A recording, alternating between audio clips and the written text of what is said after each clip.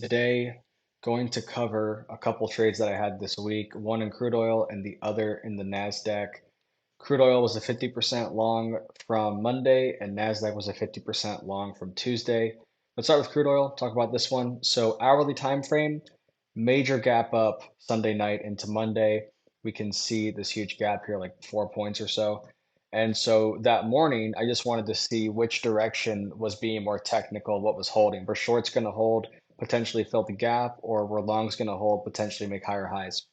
So going down to a 5 minute time frame, I'm looking at the intraday here in crude oil, and I noticed that we have, just to kick things off in the morning, a 50% long of 79.59.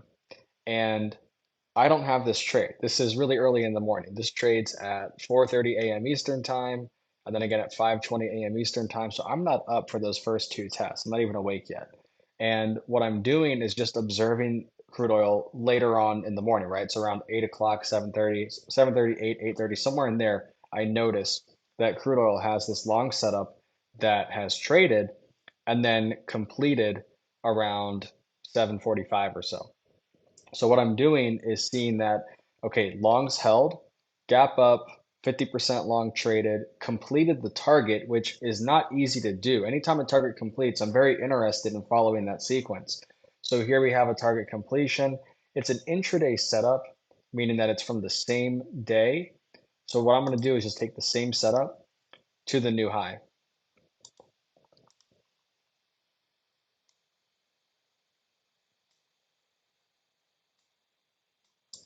And that was a 79.85. We can even maximize this cell to see it more clearly. It was a 79.85, and this traded around 9:10 in the morning. So what I decided to do was go long two CL contracts. 79.90 was my entry. So a 5 tick front run of this level because I want to make sure that I get filled, right? Sometimes you don't trade the 50% level. So 79.90 is my entry, and my stop is just outside the 61.8. So I'm risking the setup basically. And my thought process is that if this setup ends up breaking below 79.65 and my stop is at 79.60, if we break below that, my thought is we're likely going to continue lower and have shorts come into play. And we could even head lower to fill this gap. So I like that area as an exit for if things go wrong. And then on the flip side of that, my first target is 30 ticks because my stop is 30. So I make 30 ticks once we get to 80.20. And then my second target was completed at 80.50 for 60 ticks. So 90 ticks total on this trade, risking 60 ticks total on the trade. So 1.5 times my risk overall. And again, that first target is used that way. If I get the first target of 30 ticks and I get stopped out for minus 30 ticks, it's a break even trade. That's why I like to use that method. Higher high gets put in, ended up becoming retested. I did not have this trade. It was 11 a.m. I was no longer trading for the morning, but that did end up holding, and it ran to a target of 81.10 again. And then there were some more long setups that I didn't have in oil. I just had the one on Monday. But again, just to recap it real quick, I wake up in the morning and I'm looking at the levels in oil and I see, okay, 50% long traded and it completed the target. The work's pretty much already done for me. What I want to see is a setup complete its target to validate a sequence. That happens. It's an intraday session, so I'm not going to draw the next setup. I'll just take the same setup to the new high. It's a 79.85. Like I said, 79.90 is my entry.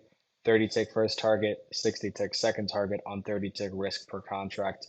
Works out pretty well. All right, so that was that trade in crude oil.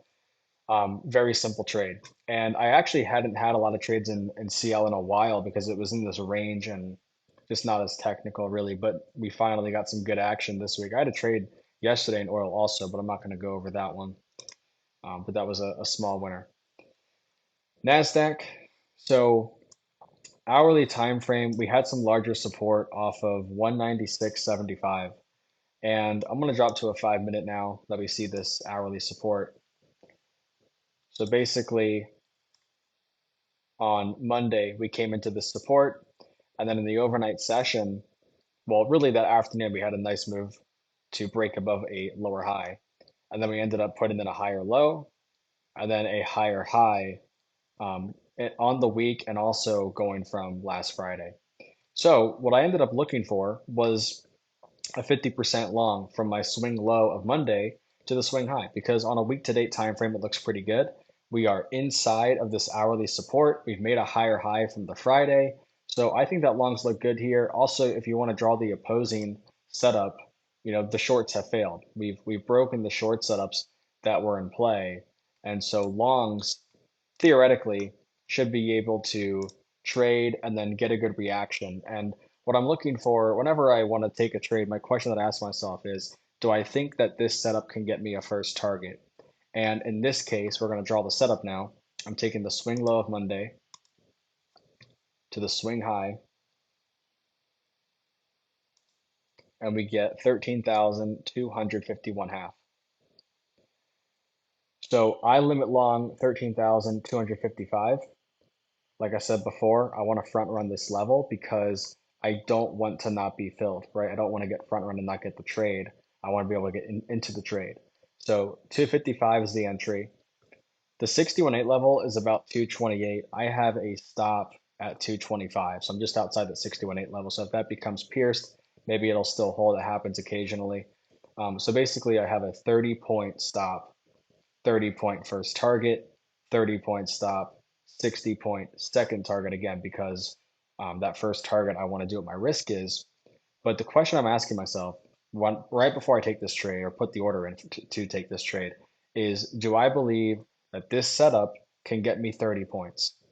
Because if it can get me 30 points, the trade's free. I get that first target for 30 points. Now I have one contract left risking 30. So the worst case scenario then is that I lose 30 and I'm break even.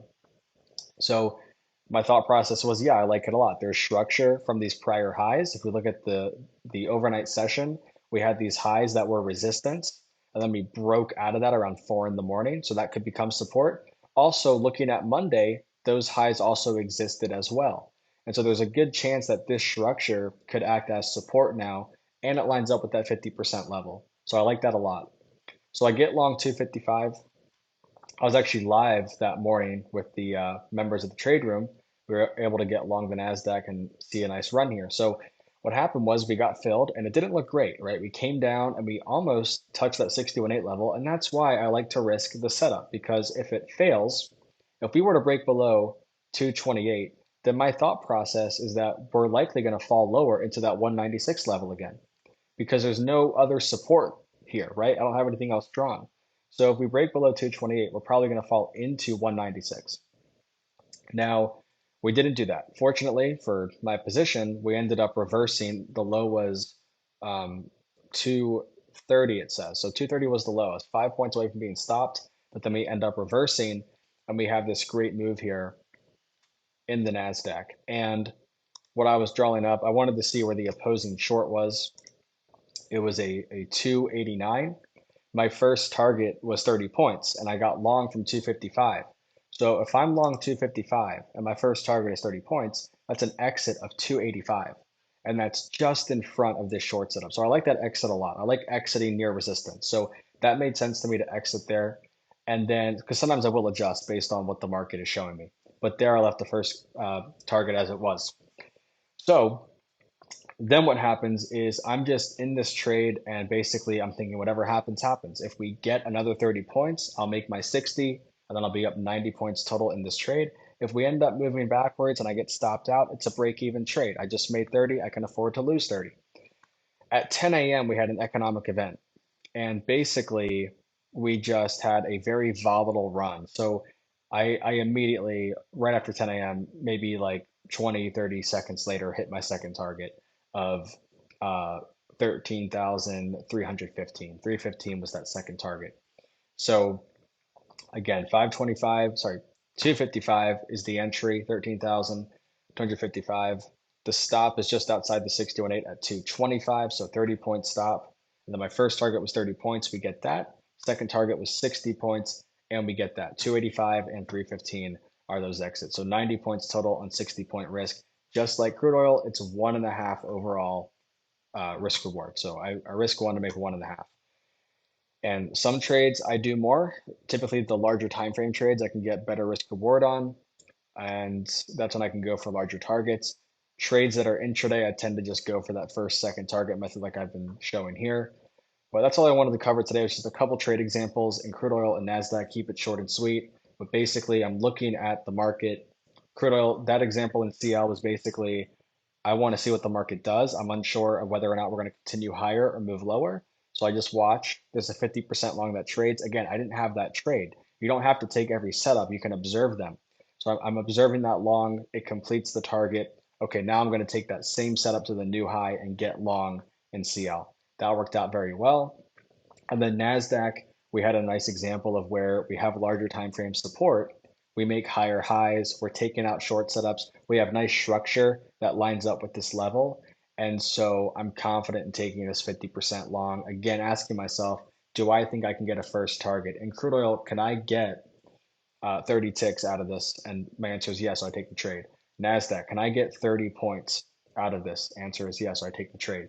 And that way, no matter what, if I end up losing, it's break even. But that's all I wanted to cover there. Any questions, comments, as always, feel free to let me know. But that is basically it. So I will catch you guys in the next one, but trade smart, trade safe. See you guys then.